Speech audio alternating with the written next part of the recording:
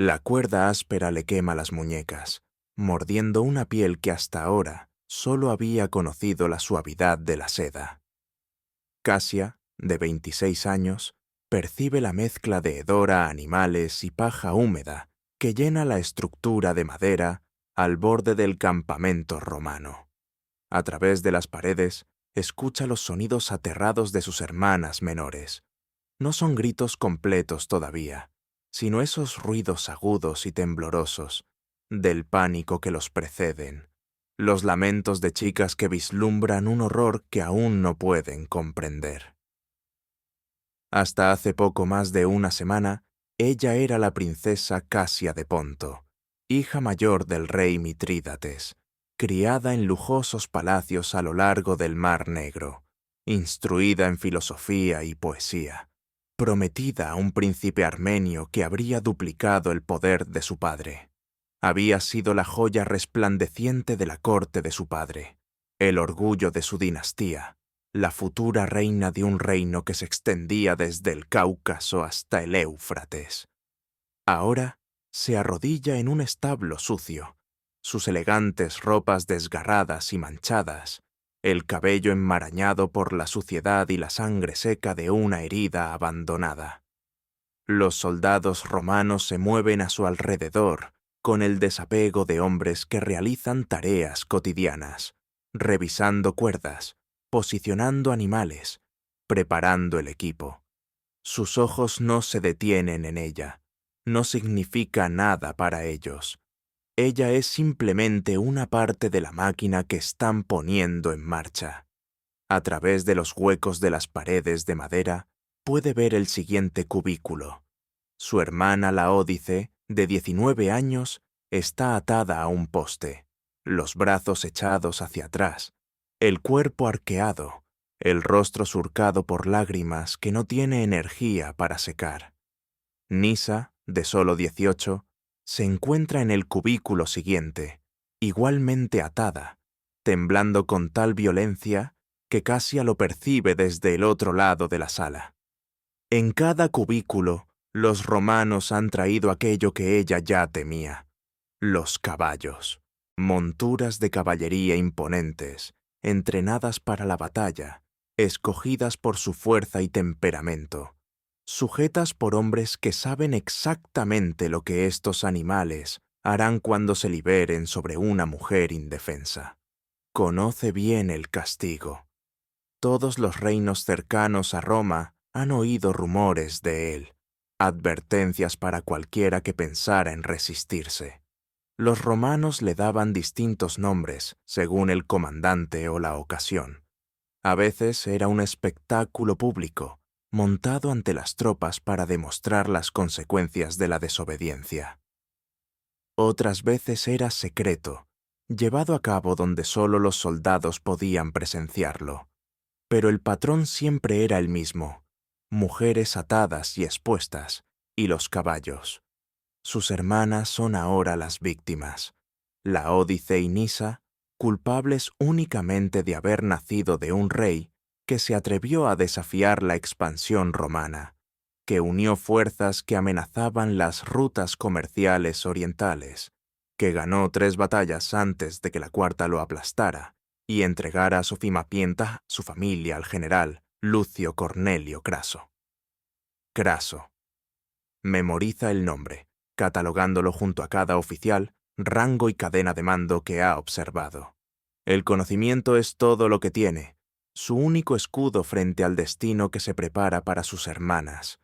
Un hombre entra, de unos 50 años, cubierto con la armadura de un oficial de alto rango, el rostro curtido por años de campañas. Su mirada barre la escena como si inspeccionara herramientas, en lugar de presenciar lo que está a punto de suceder. Este es el general Craso, el hombre que recuerda desde la rendición, desde el momento en que su padre se arrodilló encadenado y conoció lo que esperaba a sus hijos. La menor primero, indica al oficial a su lado. 18 años bastan, sus gritos animarán a las demás. Nisa. El miedo aprieta el pecho de Casia, pero cambia, reemplazado por algo más antiguo, más fuerte. Ha protegido a sus hermanas toda su vida. Enseñó a leer a Laódice cuando los tutores desistieron. Sostuvo a Nisa durante noches de duelo tras la muerte de su madre. Ha sido su escudo frente a la política, las expectativas y las innumerables crueldades de la vida palaciega. No se detendrá ahora. General Craso. Su voz atraviesa el ruido del establo, más firme de lo que esperaba. Los soldados se giran, curiosos, pues hasta ahora la habían ignorado. Los prisioneros rara vez hablan con sus captores, especialmente aquellos a punto de presenciar la destrucción de sus familias. La princesa de Ponto desea hablar. Dice él. ¿Qué podrías decirme que me interese? Una oferta, responde ella, más valiosa que ver a los niños gritar. Un destello de interés cruza sus ojos. Los romanos son prácticos. La crueldad es una herramienta, pero si ella puede ofrecer algo mayor, quizá pueda redirigirla hacia sí misma. ¿Qué oferta? Pregunta. Llévenme a mí en su lugar, dice ella. Todo lo que hayan planeado para ellas, déjenlo recaer sobre mí. Soy mayor, más fuerte, puedo soportar más tiempo. Déjenme cargar con todo. El espectáculo sería mayor, dice Casia. Craso la observa detenidamente. Ella puede ver cómo se forma el cálculo detrás de sus ojos, el equilibrio cuidadoso entre el entretenimiento que ella ofrece y el que él ya había planeado. Tus hermanas son más jóvenes, responde. Apelan a ciertos apetitos, y 3 cuerpos son más que uno. ¿Por qué aceptaría menos? Porque tengo información. La enumera con cuidado. Las ubicaciones de la riqueza que su padre ocultó antes de la batalla final. Los nombres de los oficiales romanos que aceptaron sobornos durante la guerra. Las rutas de suministro que construyó con Partia para eludir el control romano. Ahora está apostando, mezclando verdad con invención, confiando en que la ambición superará otros deseos. Garantiza la seguridad de mis hermanas, dice.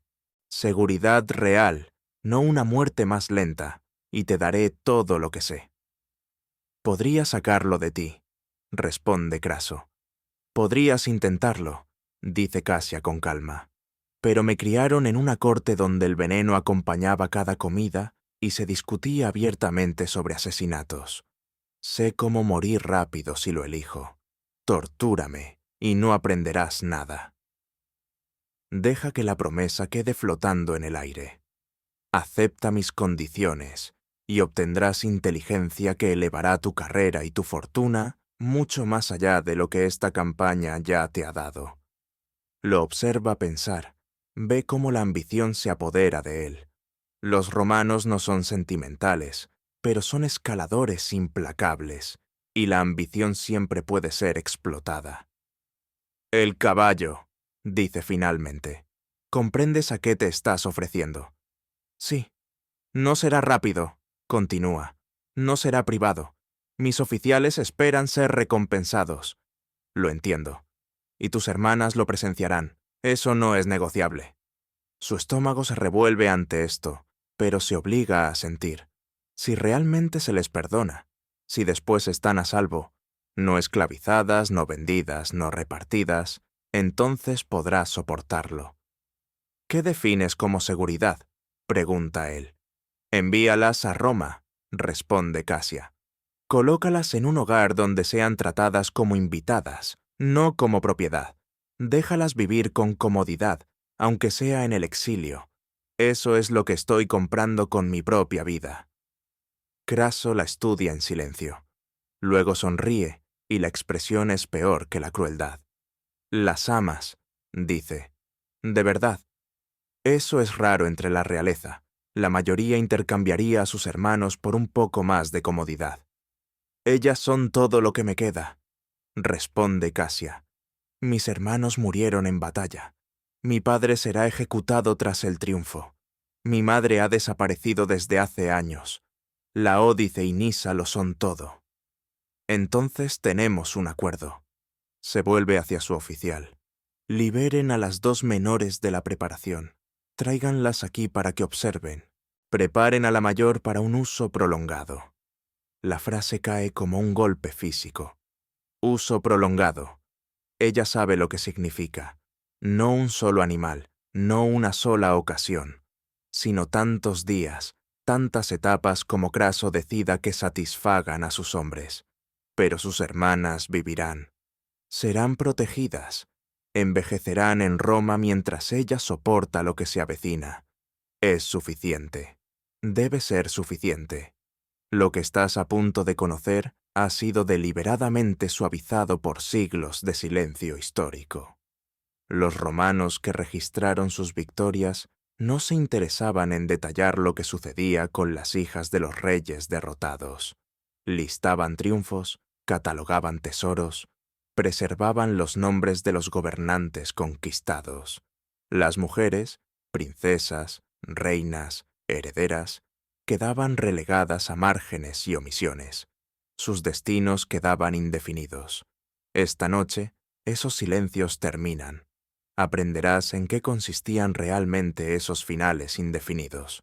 Conocerás los castigos que los generales romanos reservaban para mujeres reales, cuyas líneas de sangre simbolizaban la resistencia.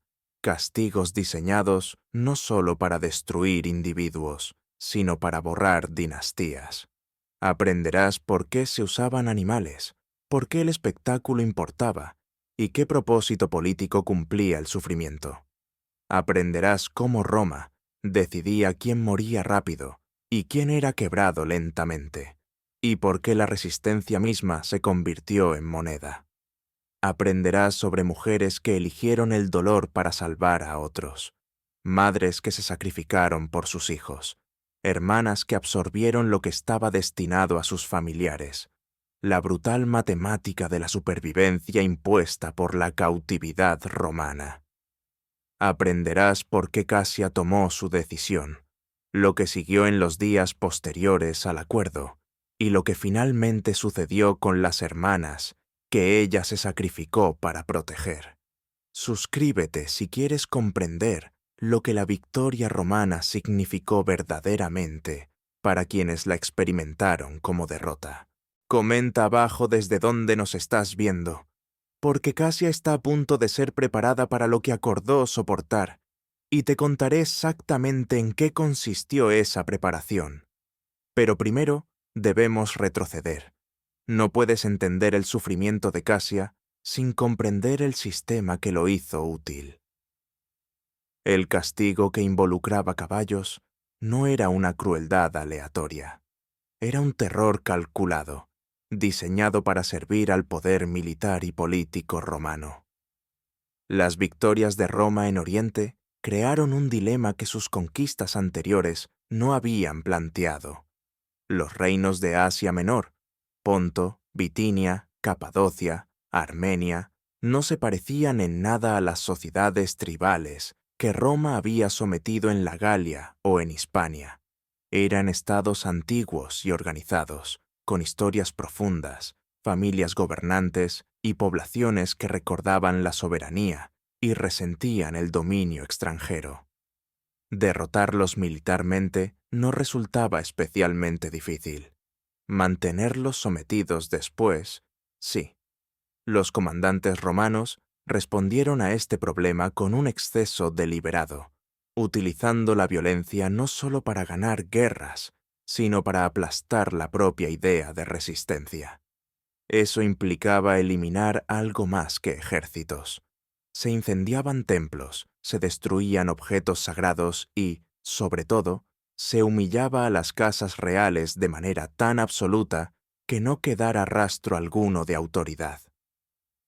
Las mujeres reales se convirtieron en objetivos centrales por lo que representaban. En el mundo antiguo, las dinastías se preservaban a través de las mujeres, tanto como a través de los hombres. Una reina capturada podía ser rescatada, y más tarde, engendrar hijos que reclamaran un trono perdido. Una princesa capturada podía ser entregada en matrimonio a otra casa real, y su linaje servir para justificar una rebelión. Incluso en cautiverio, las mujeres reales representaban guerras inconclusas. Los castigos concebidos para ellas estaban destinados a borrar esa amenaza de forma permanente. La ejecución no bastaba. La muerte creaba mártires, y los mártires alimentaban la revuelta. En su lugar, Roma eligió una degradación tan absoluta que la víctima dejara de simbolizar la resistencia y se convirtiera en prueba de su inutilidad. Una princesa violada públicamente por animales jamás podría inspirar una rebelión de nuevo. Su posición quedaba destruida de una manera más completa de lo que la muerte podría lograr. El uso de caballos encajaba perfectamente con esta lógica. Primero, por razones prácticas. Los caballos estaban presentes en todos los campamentos militares, no requerían preparación especial y podían ser utilizados repetidamente. Para comandantes que gestionaban grandes cantidades de cautivos, la eficiencia importaba. Segundo, por el espectáculo. Las imágenes creadas por estos castigos eran inolvidables. Quienes los presenciaban se llevaban la historia consigo y la repetían durante años. Los soldados hablaban de ello a lo largo del imperio, y el mensaje viajaba mucho más allá de la escena original. Esto es lo que Roma hace con quienes la desafían. Tercero, por el simbolismo. Los caballos representaban la dominación militar romana, la caballería que destrozaba a los ejércitos enemigos. Volver esa misma fuerza contra mujeres reales completaba el mensaje. El poder que había destruido el presente de un reino estaba ahora destruyendo su futuro. Este era el sistema que produjo el castigo que Casia aceptó soportar. No era caos ni sadismo, sino terror metódico, moldeado para servir a objetivos que los comandantes romanos consideraban razonables. Que esos objetivos se alcanzaran mediante una violencia extrema contra mujeres indefensas no planteaba ningún dilema moral. Las mujeres eran enemigas. Su sufrimiento beneficiaba a Roma. La ética romana no se extendía a quienes quedaban fuera de la definición imperial de civilización. Los reinos conquistados, por definición, se situaban más allá de ese límite. Ahora regresamos al establo, donde el pacto de Casia ha sido aceptado y comienza su ejecución. Los soldados se acercan a ella con cuerdas y herramientas que evita examinar demasiado de cerca. Sus movimientos son ensayados, precisos, y sugieren una larga familiaridad con este trabajo. Uno corta los restos de sus ropas ceremoniales destrozadas, pasando el cuchillo lo bastante cerca como para que ella sienta su filo frío. Otro empieza a asegurar su cuerpo en la posición necesaria para lo que sigue. Esperen. La voz no pertenece a Craso. Casia gira la cabeza y ve a un oficial más joven, quizá de unos 30 años, marcado con las insignias de un tribuno. Su expresión es distinta, ni ansiosa ni indiferente, sino contenida, ilegible. «General», dice el tribuno dirigiéndose a Craso. «Un momento». Craso hace un gesto impaciente. El tribuno se acerca y baja la voz. Casia se esfuerza por captar las palabras. La información que mencionó, los tesoros ocultos, los nombres. Si muere demasiado rápido o si su mente se quiebra antes de que la extraigamos, ese valor se pierde. Aceptó bajo una amenaza inmediata. Continúa. Frente al sufrimiento de sus hermanas, en momentos así, la gente promete cualquier cosa. Si queremos inteligencia utilizable, debe mantenerse lúcida. Debe creer que cooperar hace avanzar sus objetivos. Craso se detiene. Casia vuelve a ver el cálculo, el entretenimiento sopesado frente a la utilidad. «¿Qué propones?», pregunta. «Retrasar las medidas más intensivas. Empezar con algo que demuestre seriedad, pero preserve su capacidad de hablar. Recoger lo que sabe. Confirmar lo que pueda confirmarse. luego proceder como consideres oportuno. Y las hermanas, añade el tribuno, mantenerlas ilesas, pero presentes.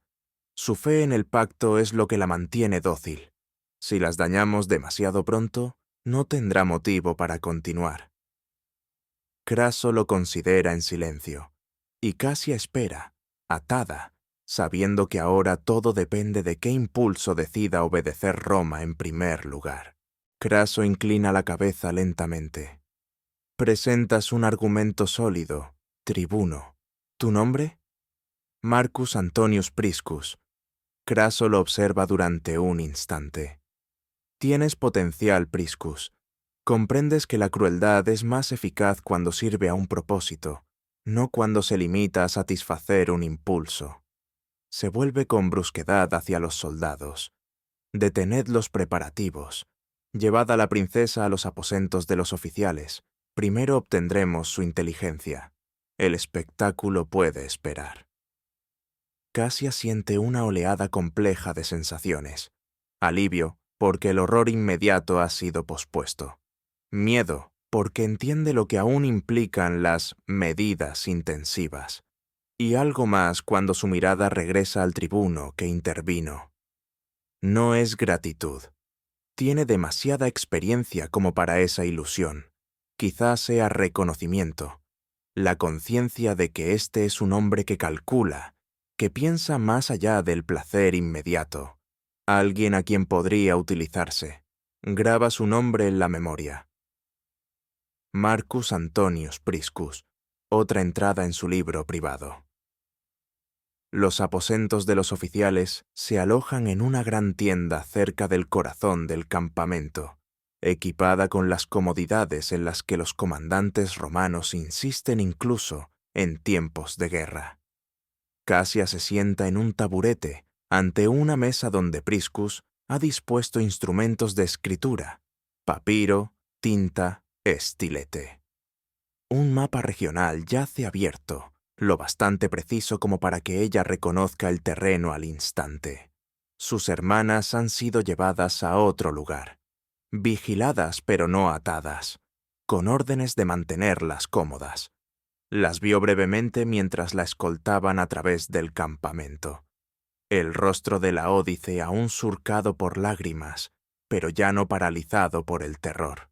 Nisa aferrada a su hermana, sujetándole el brazo con la fuerza desesperada de una niña que ha visto demasiado, demasiado pronto. Están vivas. Por ahora, están a salvo. Eso hace que todo lo demás sea soportable. El tesoro oculto, dice Priscus, empieza por ahí.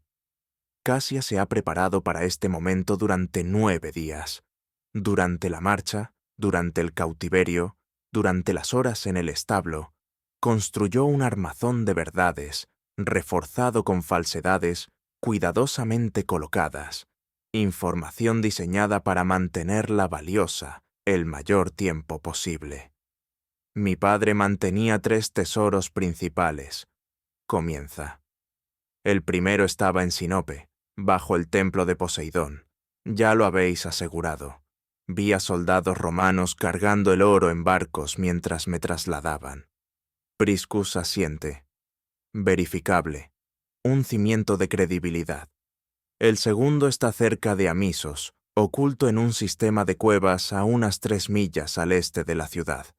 La entrada está disimulada por una cascada. Dentro hay aproximadamente 400 talentos de plata, 200 de oro y gemas incontables. ¿Conoces el lugar con exactitud? Acompañé a mi padre allí en 2 ocasiones. Toma la pluma. Puedo dibujarlo. Su mano no tiembla mientras esboza el plano. El tesoro de Amisos existe. Su padre se lo mostró como parte de su educación en los activos de la dinastía. Entregarlo se siente como una traición, pero traicionar a un reino ya destruido es un precio pequeño por la vida de sus hermanas. ¿Y el tercero? Pregunta Priscus. Ese es menos sencillo. Aquí comienza la ficción. Mi padre lo estableció con cooperación parta, en algún lugar al este del Éufrates. Conozco la región general, no la ubicación exacta. Ese conocimiento lo tenía mi hermano, Macares. Murió en Quibera. Priscus la observa con atención. Entonces puede ser irrecuperable. Recuperarlo requeriría negociaciones con Partia, responde Casia, lo cual puede ser más valioso para Roma que el oro en sí. Conozco a los funcionarios partos implicados. Conozco los términos que aceptaron. Esa información podría usarse para acercarse a ellos o para exponerlos ante su propio rey. Ahora improvisa, levantando estructuras de verdad parcial que exigen tiempo para confirmarse. El tiempo significa valor. El valor significa supervivencia. Cada día dedicado a verificar es otro día en que sus hermanas permanecen protegidas, otro día en que lo peor sigue aplazado. Los oficiales romanos que mencionaste, dice Priscus, los que aceptaron sobornos. Sí, pero esa información es peligrosa. Si doy los nombres y descubren que han sido expuestos, se convierten en una amenaza, para ti, para Craso, para cualquiera que testifique. Estás negociando, observa él. Estoy preservando mi utilidad. Una vez que te entregue todo, no me quedará nada que intercambiar, y la seguridad de mis hermanas depende de que mi valor continúe. Priscus la estudia con algo cercano al respeto. Eres más inteligente que la mayoría de los cautivos. Me criaron para gobernar, responde Casia con serenidad. Educada por los mejores tutores que mi padre pudo pagar. Hablo 6 idiomas, entiendo 3 sistemas legales, y he leído más historia que la mayoría de tus senadores. Sostiene su mirada sin vacilar. Soy exactamente tan inteligente como debe ser una princesa póntica. La cuestión es si tú eres lo bastante inteligente para utilizar eso, en lugar de destruirlo. El silencio se prolonga. Luego Priscus sonríe. No es una sonrisa cruel, es contenida. Hablaré con el general Craso, dice. Continúa afinando el mapa de Amisos. Reanudamos mañana. La deja sola. Hay guardias fuera de la tienda, pero nadie la vigila directamente. Casia continúa trabajando, añade detalles, asegura la precisión lo suficiente para resistir el escrutinio. Y mientras dibuja, piensa en Marcus Antonius Priscus, en la ambición, en el apalancamiento, en cómo podría convertirlo en un escudo para sus hermanas. Él desea ascender. Lo vio en el instante en que interrumpió a Craso, insertándose donde no le correspondía estrictamente. Quiere reconocimiento, ascensos, las recompensas de una carrera que siguen a la asociación con el éxito. Y la ambición, lo sabe bien, es otra clase de cuerda, una que también puede tensarse. Podía darle exactamente lo que él deseaba. La inteligencia que llevaba consigo podía elevar su carrera si era él quien la entregaba a Roma. Si lograba vincular su ascenso a la supervivencia de sus hermanas, obtendría un guardián motivado no por la misericordia, sino por la ambición, y la ambición era mucho más fiable que la bondad. Ahí comenzaba la estrategia, y con ella el primer y frágil destello de esperanza. Los días que siguieron se asentaron en un ritmo que Casia aprendió a manejar. Cada mañana, los guardias la escoltaban a los aposentos de los oficiales, donde era interrogada y sometida a informes. Liberaba la información de forma lenta y deliberada, mezclando hechos verificables con invenciones que requerían tiempo para confirmarse. Cuando la partida de reconocimiento regresó de Amisos, con pruebas de que el tesoro existía, su credibilidad se consolidó y el valor de todo lo que aún no había dicho aumentó. Sus referencias a Partia despertaron el interés suficiente como para que se enviaran mensajeros a Roma, solicitando instrucciones.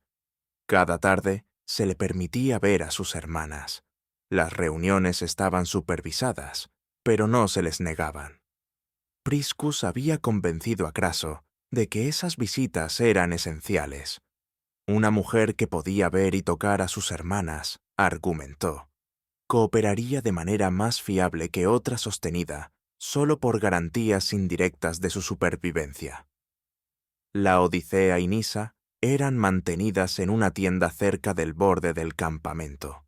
Había guardias presentes, pero no eran maltratadas. Se les daba comida, agua y ropa limpia. El terror de los primeros días se había transformado en algo más manejable, un miedo constante en lugar de un pánico crudo. Seguían vivas. ¿Cuánto tiempo puedes mantener esto?, preguntó Laódice durante una de las visitas. Siempre había sido la práctica, la hermana que comprendía los cálculos y las consecuencias. Al final agotarás tu información. ¿Qué pasará entonces? Entonces encontraré otras formas de ser útil, respondió Casia. Los romanos necesitan intérpretes, escribas, personas que comprendan las lenguas y las costumbres orientales. Me volveré indispensable. ¿Y si eso falla? Entonces habré comprado el tiempo suficiente para que lleguéis a Roma, para que os establezcáis, para que atraigáis la protección de familias romanas que valoran a las compañeras griegas educadas. Sois bellas, cultas y de sangre real. Habrá romanos que vean valor en eso. ¿A qué precio para ti?, insistió Laódice. Casia dudó. El precio nunca había desaparecido, solo se había aplazado. Craso seguía teniendo la intención de cumplir el castigo original, después de extraerle todo lo que resultara útil. No importa lo que me pase a mí, dijo por fin. Lo que importa es que viváis. Eso no es cierto, dijo Laódice en voz baja. Tú importas. Lo que te ocurra importa. No para Roma, replicó Casia. Y aquí Roma es quien tiene el poder. Tenemos que pensar como los romanos, medir el valor, sopesar las pérdidas, aceptar sacrificios para preservar lo esencial. Nisa, que había permanecido en silencio, habló de pronto. No quiero sobrevivir si eso significa que tú sufras. Preferiría morir contigo antes que vivir sabiendo lo que soportaste por nosotras. Las palabras golpearon a Casia con fuerza. Su hermana menor, la niña a la que había protegido desde la infancia, se ofrecía a compartir su destino antes que aceptar un rescate a ese precio. No, dijo Casia con brusquedad, con una voz más firme de lo que pretendía. No te corresponde elegir esto. Ya lo he hecho yo. Vivirás, envejecerás, me recordarás como alguien que te quiso lo suficiente como para hacer lo que debía hacerse. Y no deshonrarás eso, arrojando tu vida por una lealtad mal entendida. Nisa se derrumbó en lágrimas. Casia la atrajo hacia sí, le acarició el cabello y le susurró los mismos sonidos tranquilizadores que había usado años atrás, durante las pesadillas de la infancia. Pero este consuelo era distinto.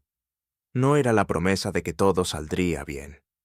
Era la verdad más dura, que no todo saldría bien, y que sobrevivir significaba soportar lo que no podía deshacerse. 3 semanas después de iniciado su cautiverio, Casia recibió una noticia que no había anticipado. El tribuno Priscus llegó a sus aposentos con una expresión que ella nunca le había visto antes. No calculadora, no controlada, casi ansiosa. «Órdenes de Roma», dijo. «El Senado ha mostrado interés en tu inteligencia sobre Partia. Quieren que seas llevada a Roma para un interrogatorio más profundo». ¿Interrogatorio? Una investigación formal. Los senadores te interrogarán sobre las alianzas partas, las rutas comerciales orientales, el panorama político más allá del Éufrates. Si tu información resulta útil, habrá compensación, no libertad, pero sí mejores condiciones. Estatus de informante en lugar de cautiva.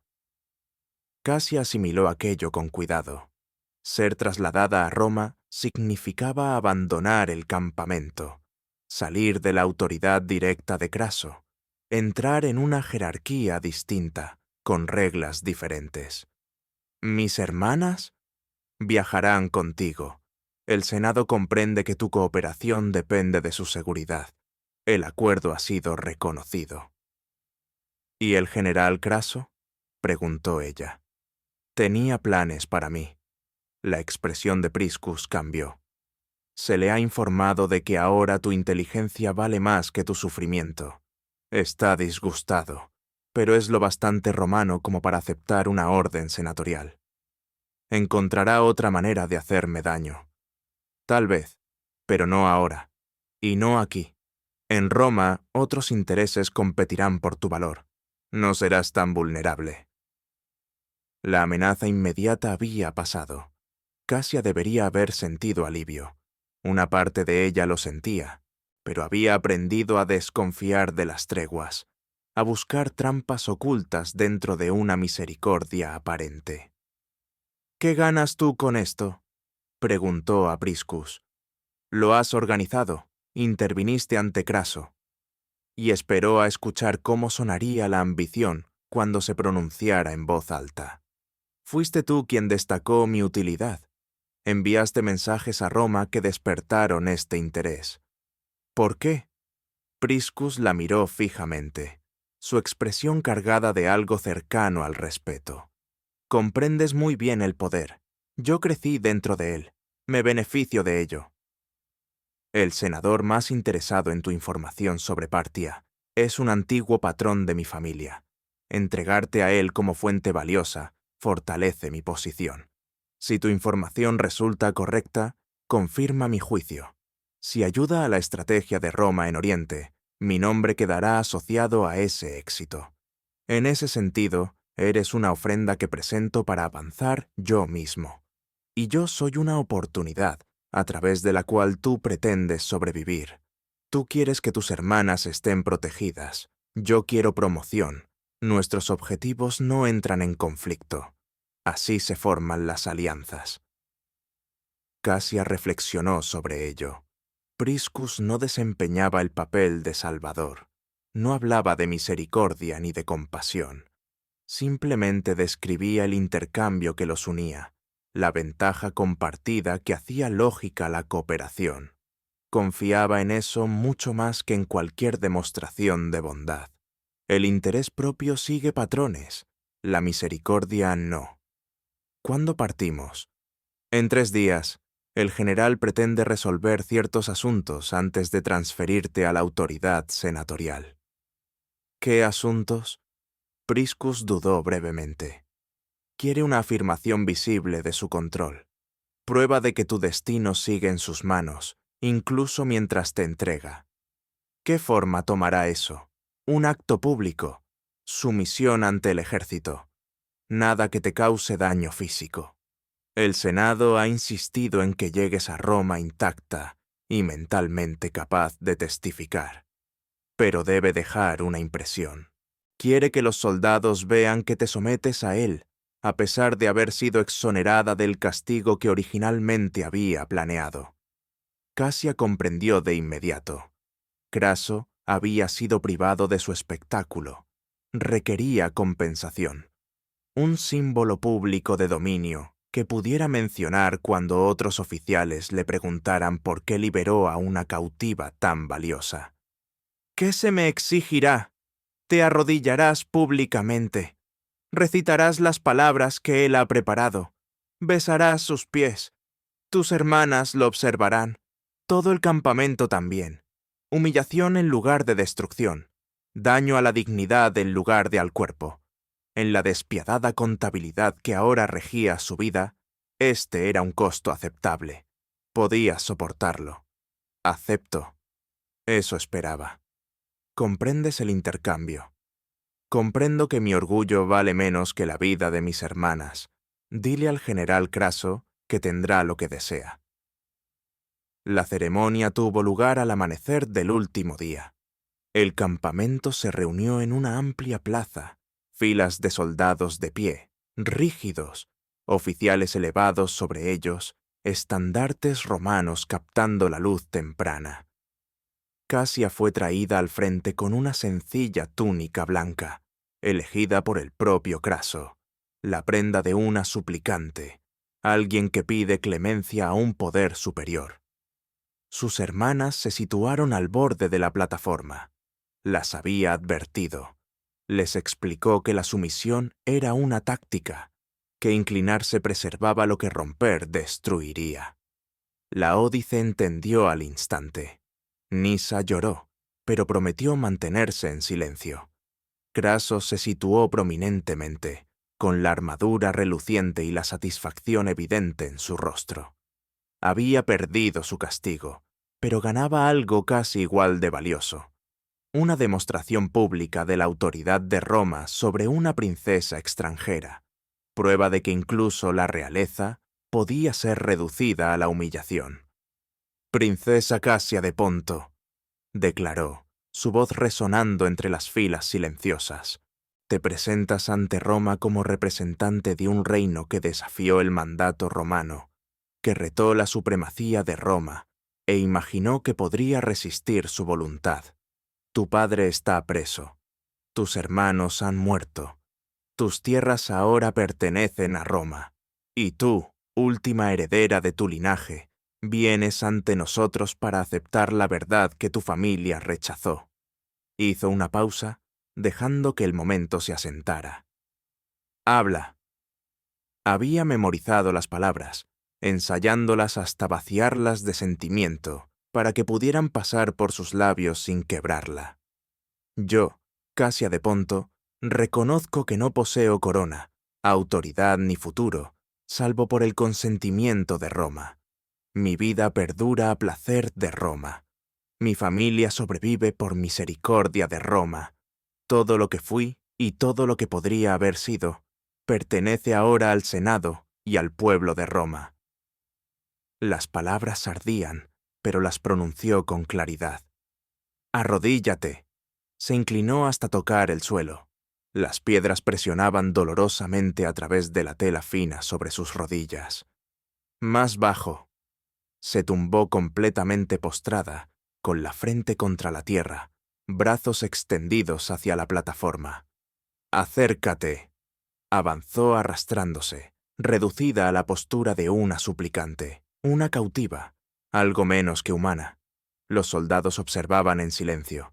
Algunos parecían complacidos, otros miraban a otro lado. Se detuvo al pie de la plataforma. Las botas de Craso llenaban su visión. «Completa tu sumisión». Besó sus pies. Cuero, polvo, el amargo sabor de la degradación se grabó en su memoria para siempre. Los besó mientras sus hermanas observaban, mientras cientos de soldados romanos eran testigos, mientras el sol se alzaba sobre un campamento donde había estado a punto de ser destruida, y en cambio se transformaba en una lección viviente que se repetiría durante años. Y entonces terminó.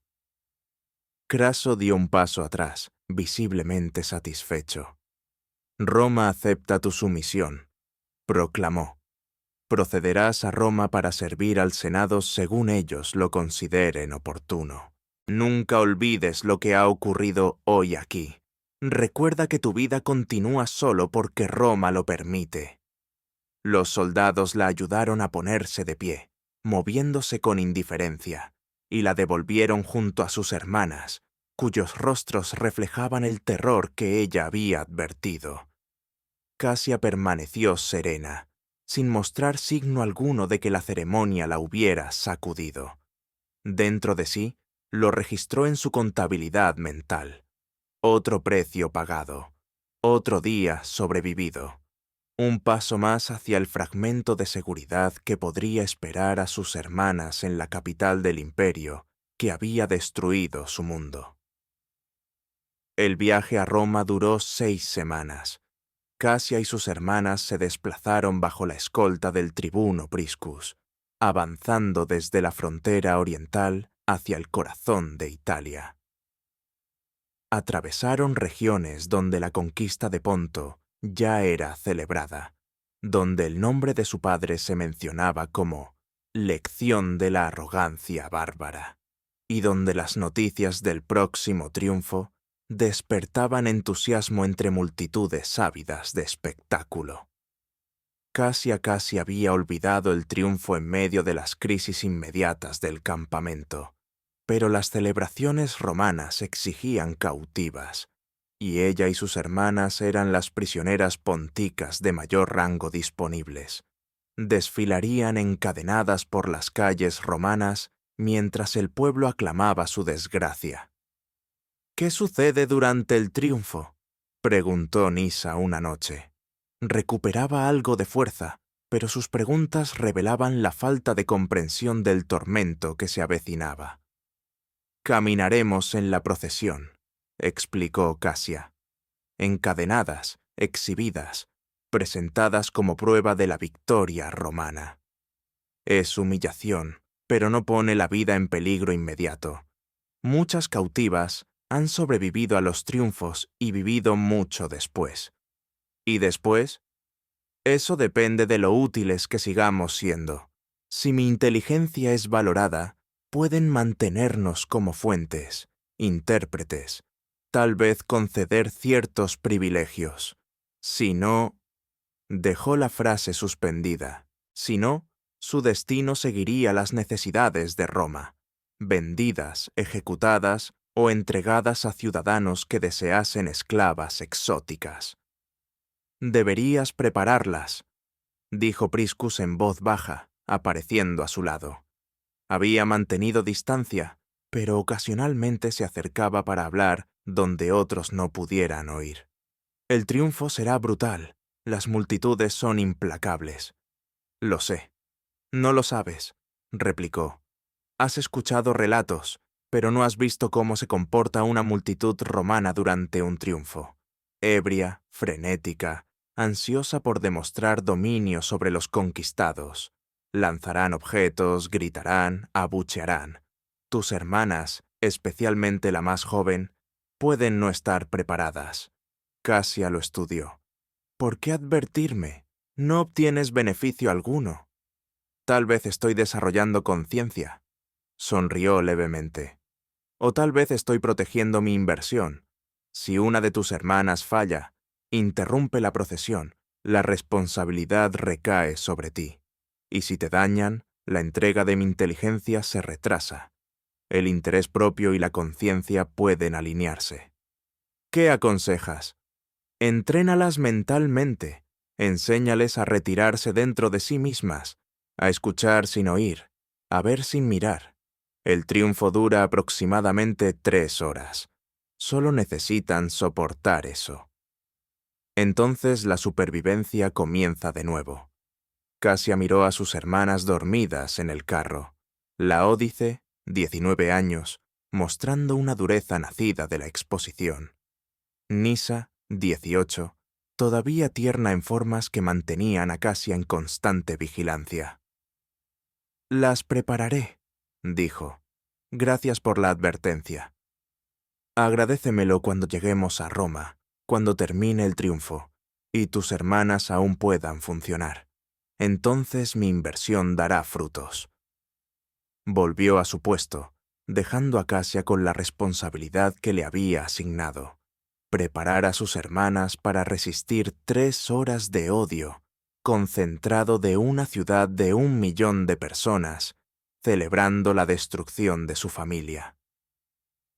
El triunfo superó incluso las expectativas más oscuras de Casia. Entraron en Roma por la Porta Triumphalis, reservada a generales victoriosos y sus despojos. Las calles estaban llenas de espectadores, presionando contra los soldados que mantenían el orden, rostros enrojecidos por el vino y la excitación, voces fundiéndose en un rugido indistinguible. Casia marchó encadenada junto a sus hermanas, cerca del frente de la procesión de cautivos, detrás de los carros de botín y delante de los prisioneros ordinarios. Su ubicación era deliberada. Craso quería que las cautivas reales fueran visibles, prueba de la dinastía pontica reducida a la sumisión encadenada. Las cadenas eran pesadas, uniendo sus muñecas a sus tobillos, obligándola a dar pasos cortos y vacilantes. La túnica era delgada, revelando mucho, elegida para provocar a la multitud. Sus hermanas vestían de manera similar, encadenadas y expuestas a la mirada de innumerables ojos. Se arrojaron objetos, frutas podridas, desechos animales, ocasionalmente piedras, algunas interceptadas por los soldados, otras no. Cassia recibió 2 impactos, uno en el hombro por algo blando y hediondo, otro en la frente por un proyectil lo suficientemente duro como para hacer sangrar. Continuó avanzando. Los ataques verbales calaban más profundo que los objetos arrojados. Los insultos dirigidos a ella, las amenazas contra sus hermanas, las descripciones vívidas de castigos, gritadas con deleite por algunos espectadores. Todo resultaba abrumador. Cassia había preparado a Laódice y a Nisa, enseñándoles el método que Priscus había recomendado. Retirarse hacia el interior, escuchar sin registrar, sobrevivir al momento sin quebrarse. Sin embargo, incluso la mejor preparación tenía límites. A mitad del desfile, cerca del foro, donde la multitud se agolpaba con mayor densidad, Nisa tropezó y cayó. Las cadenas impedían levantarse con gracia. Se desplomó sobre las piedras, y la audiencia estalló de júbilo ante la exhibición de impotencia extranjera. Cassia actuó de inmediato. Los eslabones que las unían le permitían acercarse lo suficiente para ponerse junto a Nisa y ayudarla a incorporarse. Un soldado dio un paso al frente, el látigo levantado para instarlas a seguir. Cassia se colocó entre su hermana y el instrumento. «Ella camina, o yo no camino», dijo con firmeza. «¿Y si se niega?», replicó el soldado. «Su general pierde a su cautiva más preciada, y alguien tendrá que responder por ello». Hizo una pausa, evaluando la situación. La procesión se ralentizó, y la multitud centró toda su atención en este pequeño enfrentamiento. Finalmente, el soldado bajó el látigo y les indicó que continuaran. Cassia sostuvo a Nisa durante el resto del recorrido, llevándola a medias a través de calles que parecían interminables, ante multitudes que nunca se cansaban de mostrar su odio. Laódice se situó a su otro lado, ofreciendo la fuerza que podía. Las 3 se convirtieron en una unidad, sosteniéndose mutuamente, negándose a separarse.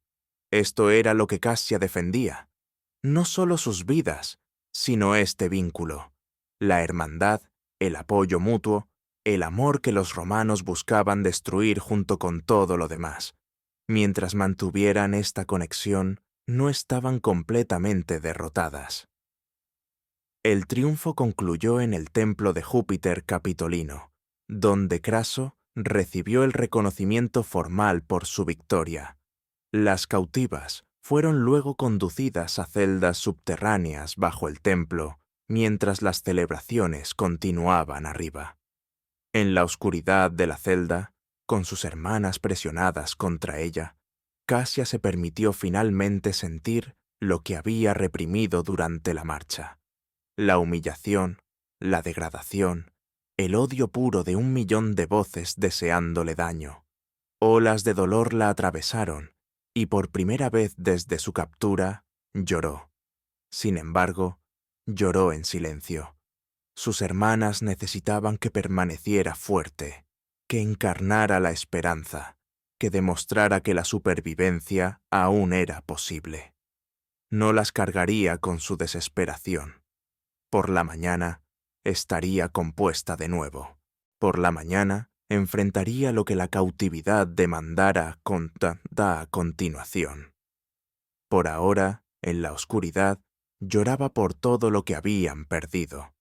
Los años posteriores al triunfo exigieron una forma diferente de resistencia. El interés del Senado en la inteligencia de Cassia fue genuino y sostenido. Fue alojada en la residencia del senador Marco Casilio Rufo, patrón de la familia de Priscus, donde las condiciones eran cómodas para una cautiva. Tenía su propia cámara, sirvientes y comida adecuada. a veces incluso excelente. Sus hermanas permanecieron con ella, formando un pequeño hogar póntico dentro de la mansión romana. A cambio, Casia compartía todo lo que sabía sobre Partia, las rutas comerciales orientales y la intrincada red de alianzas y rivalidades más allá del Éufrates. Se reunió con senadores y planificadores militares, respondió preguntas, dibujó mapas y aclaró costumbres que los observadores romanos habían malinterpretado. Con el tiempo, su valor se extendió más allá de la mera inteligencia. Su educación se convirtió en un recurso práctico. Tradujo documentos, redactó cartas en 6 idiomas y explicó sutilezas de la diplomacia oriental que desconcertaban incluso a funcionarios romanos experimentados.